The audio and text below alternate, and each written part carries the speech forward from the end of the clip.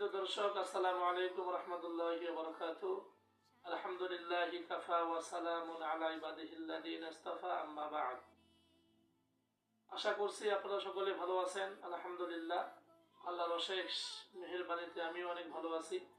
আজকে আপনাদের সামনে গুরুত্বপূর্ণ একটি বিষয়ে আলোচনা করতে চাচ্ছি, এই জন্য যে অনেকেই প্রশ্ন করেছেন, জানতে চেয়েছেন আমার কাছে যে হুজুর, তারাবির নামাজ না পড়লে রোজা হবে কিনা।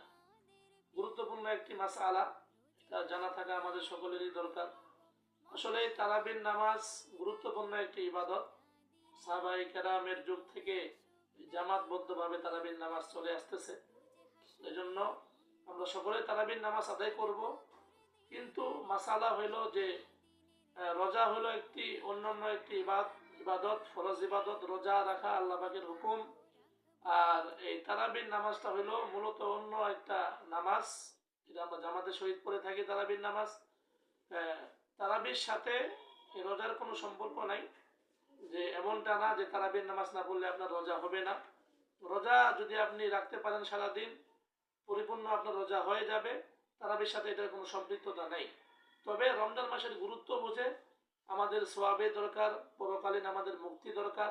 এজন্য শুধু যেহেতু রমজান মাসে তারাবির নামাজ পড়া হয়, অন্যান্য মাসে চাইলেও আপনি তারাবির নামাজ পড়তে পারবেন না। এই জন্য 11 মাস আমি তারাবির নামাজ পড়তে পারিনি, আর এই একটা মাস আমরা যখন পেলাম তখন যদি তারাবির নামাজ না পড়ি, তাহলে বিষয়টা কেমন দেখা যাচ্ছে। এই জন্য আসুন আমরা সকলে তারাবির নামাজ আদায় করব এবং দিনের বেলা আমরা সারাদিন রোজা রাখবো আল্লাহ সন্তুষ্ট চিত্রে। তবে রোজার সাথে তারাবির কোনো সম্পর্কতা নাই। যদি আপনি কোনো কারণে তারাবির নামাজ নাও পড়তে পারেন, তারপরও আপনার আমার রোজা আদায় হয়ে যাবে।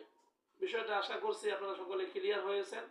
আল্লাহ পাক আপনাকে আমাকে সবাইকে রোজার গুরুত্ব বুঝে, তারাবির গুরুত্ব বুঝে রোজা রাখার এবং তারাবির নামাজ আদায় করার তৌফিক দান করুক। ওয়া আখিরু দাওয়ানা আলহামদুলিল্লাহি রাব্বিল আলামিন। আসসালামু আলাইকুম ওয়া রাহমাতুল্লাহি ওয়া বারাকাতুহু।